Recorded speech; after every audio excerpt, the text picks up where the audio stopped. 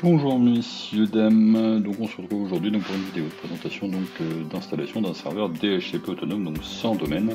Voilà tout simplement comment on fait pour l'installer, le configurer, d'accord, pour qu'il puisse bien distribuer des adresses IP à nos différents postes clients. Donc pour ce faire, il vous faut donc avoir regardé la vidéo de Windows Server, donc avoir un Windows Server installé, nom de l'ordinateur changé, une adresse IP fixe et les tools d'installer bien entendu. Une fois que tout ça est fait, vous pouvez aller en haut à droite sur Gérer, et là vous allez ajouter donc des rôles et des fonctionnalités qui vont vous permettre de faire l'installation complète. Ça donc, ici avant de commencer, il vous précise bien les choses que vous devez avoir. Le compte administrateur pour un mot de passeport, les paramètres réseau comme les adresses IP statiques sont configurés, les dernières mises à jour de sécurité Windows Update sont installées, puisque bien entendu sur un serveur il faut toujours être à jour tant qu'il n'y a pas de bug sur la mise à jour, bien entendu. Ok, donc on va faire suivant, on va rester basé sur un rôle ou une fonctionnalité, on va rester sur notre serveur classique, et ici on a donc la liste de toutes les fonctionnalités qu'on va pouvoir installer. Nous on va aller cocher serveur DHCP. Pour gérer le serveur DHCP, il a forcément besoin de ces outils d'administration, donc là on va faire ajouter des fonctionnalités, et ensuite suivant, et enfin installer, donc il va nous installer le rôle dont il a besoin. Donc au niveau de ce serveur DHCP, donc il va distribuer des adresses IP, bien entendu, il faut avoir un minimum de base donc, sur le réseau et savoir exactement quelles adresses IP il va pouvoir aller distribuer. Ok, donc je vous rappelle que pour connaître votre réseau sur VMware, vous allez dans Edit, Virtual Network Editor ici. Ici vous avez votre NAT, d'accord, et votre subnet IP 192.168, donc pour moi c'est 42, pour vous le troisième octet peut être amené à changer, ou tout, d'ailleurs ça dépend de votre configuration. Vous allez aussi avoir besoin du NAT settings ici, ok, donc l'adresse de votre passerelle, d'accord, ça tout simplement, et aussi le DNS settings vérifie qu'ici il n'y a pas de choses un peu différentes qui auraient été mises en place. Donc l'installation de notre rôle est terminée, on va donc faire fermer, et là petit panneau jaune en haut qui veut dire, je vous rappelle que vous avez une tâche à réaliser, quelque chose à faire pour que ça soit fonctionnel. C'est ce qui vous arrive très fréquemment à la fin de l'installation d'un de vos rôles. Si vous cliquez dessus, il vous dit terminer la configuration DHCP. Ok, et ici vous voyez que les étapes suivantes seront effectuées pour configurer le serveur DHCP sur ordinateur cible. Il va créer des groupes de sécurité pour la délégation de l'administration du serveur DHCP, donc il va créer un groupe administrateur DHCP et utilisateur DHCP. Ok, création des groupes sécurité terminée. Vous voyez, c'était pas bien difficile, on a déjà fini. Maintenant, donc on a installé notre serveur DHCP, donc notre serveur est maintenant capable d'être un serveur DHCP, mais si on ne configure pas, ça ne sert à rien. Donc pour le configurer, vous allez soit cliquer sur DHCP, clic droit sur la barre bleue et vous avez ici gestionnaire DHCP, ou alors vous allez dans outils et ici vous avez donc DHCP. Ça vous amène sur cette fenêtre, ok, sur lequel vous retrouvez ici votre serveur et votre DHCP, donc sur l'IPv4 ou l'IPv6. Nous, ce qui va nous intéresser sur nos réseaux privés, c'est bien entendu l'IPv4. Et là, Windows Server, il est gentil, hein. Il vous dit ce que vous devez faire, vous devez ajouter une étendue. Ok, donc en restant cliqué sur IPv4, vous pouvez aller dans Action, ici, ou faire un clic droit et faire Nouvelle étendue. Ok, donc qui va vous permettre de la créer.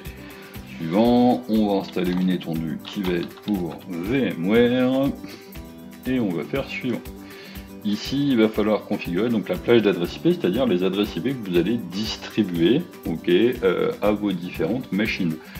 L'adresse IP de début, l'adresse IP de fin, bien entendu, il est fortement conseillé, pour éviter les problèmes, de ne mettre ici une plage qu'avec des adresses IP qui sont les boss, c'est-à-dire qui ne sont pas déjà utilisées par VMware, par vos autres serveurs, par, je sais pas moi, vos imprimantes sur le réseau.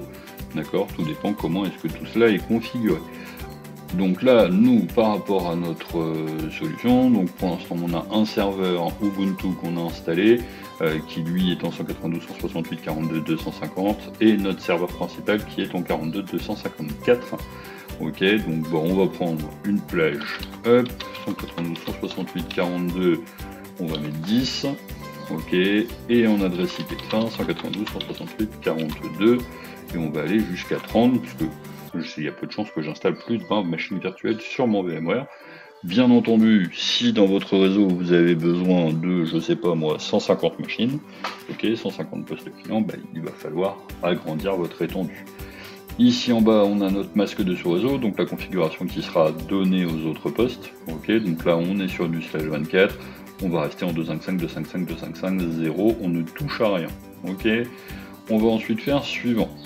L'avantage qu'il y a à avoir créé ici une plage d'adresses IP où toutes les adresses IP sont libres, c'est que du coup, vous n'avez pas besoin de faire des exclusions. Des exclusions, c'est vous mettez une plage de 10 à 250. Ok, mais vous souhaitez que les adresses IP de 200 à 210 elles soient réservées. Et vous allez pouvoir exclure ces adresses IP là, d'accord, pour pouvoir vous les garder, pour faire ce que vous souhaitez faire tout simplement sur votre réseau. Ensuite ici vous avez votre bail DHCP, donc bail DHCP qu'on va pouvoir diminuer si on le souhaite, parce que 8 jours c'est quand même relativement énorme. Ok, après ces beaux DHCP vont dépendre tout simplement de votre réseau. Est-ce que vous avez un réseau qui est très mobile ou est-ce que vous avez plutôt un réseau qui est complètement fixe? Si vous avez que les ordinateurs fixes, que les ordinateurs ne changent jamais, bon, ce qui arrive plus jamais aujourd'hui entre nos différents réseaux, mais on ne sait jamais, ça à ce moment-là vous pouvez laisser un bail assez haut. Sinon, pour être sûr d'avoir assez d'adresses IP, je vous conseille de mettre un bail un petit peu plus petit, d'accord, ça, mais pas trop non plus, puisque si vous mettez un bail trop petit, du type, je sais pas moi, 30 minutes, en fait, toutes les 30 minutes, votre serveur va recevoir des requêtes DHCP, et du coup, ça risque de le rendre un petit peu occupé, donc tout va dépendre vraiment de votre réseau. Est-ce que vous avez un parc qui change beaucoup d'ordinateurs portables, beaucoup de téléphones portables qui vont se connecter aussi, d'accord, qui auront besoin forcément d'une adresse IP pour être connecté au réseau, d'accord, ça, donc voilà.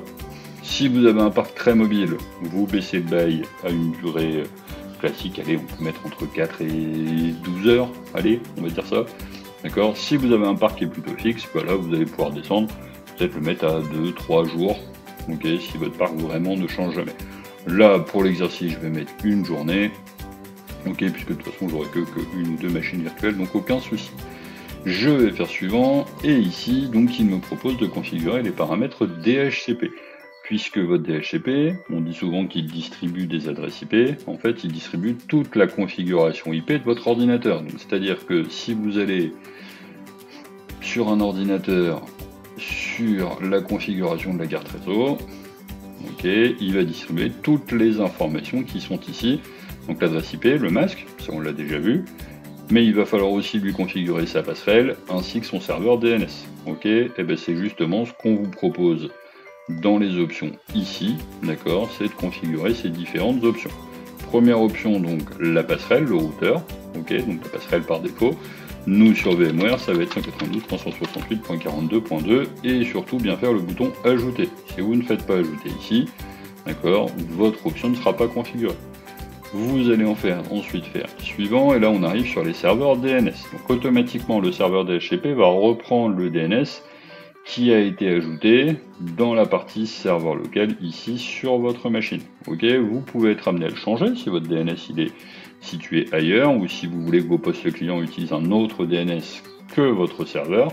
Nous on va le laisser, et puis tiens, on va ajouter le 8.8.8.8, d'accord, qui est un serveur DNS supplémentaire, qui va venir se mettre ici en dessous. Donc s'il est en dessous, ça veut dire que ce sera le secondaire. Donc le premier de la liste ici, c'est le serveur DNS primaire, et ensuite le secondaire qui est ici. Une fois que c'est fait, on fait suivant. Le serveur Wins, pour l'instant on n'en parle pas et on l'utilise pas. Et est-ce que vous voulez activer cette étendue? Oui, parce que si on ne l'active pas quand même à un moment ça va devenir compliqué.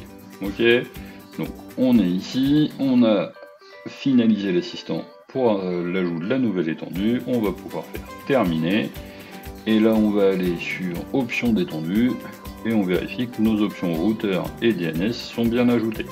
Si c'est pas le cas, ça peut arriver, vous cliquez sur le bouton ajouter, vous allez un petit peu vite en faisant suivant, comme vous avez l'habitude de faire quand vous faites des installations, d'accord, vous double-cliquez ici sur une de vos options, et là vous allez avoir la liste de toutes les options que vous pouvez rajouter. Donc en sachant qu'il y en a plein qui vont nous être utiles, notamment pour nous si on veut faire une installation de fog. Voilà, c'est tout bon pour la configuration du DHCP, tout a l'air d'être configuré correctement. Si vous avez besoin, il y a un souci, quoi que ce soit, vous faites un petit clic droit sur IPv4, d'accord, vous faites un clic droit sur votre serveur, vous avez ici toutes les tâches et vous avez la possibilité de redémarrer uniquement la partie DHCP, d'accord. Des fois, si vous avez des adresses IP qui n'arrivent pas ou quoi que ce soit, n'hésitez pas à regarder ça pour voir exactement d'où vient l'erreur. Voilà, cette vidéo est terminée et je vous souhaite une excellente fin de journée.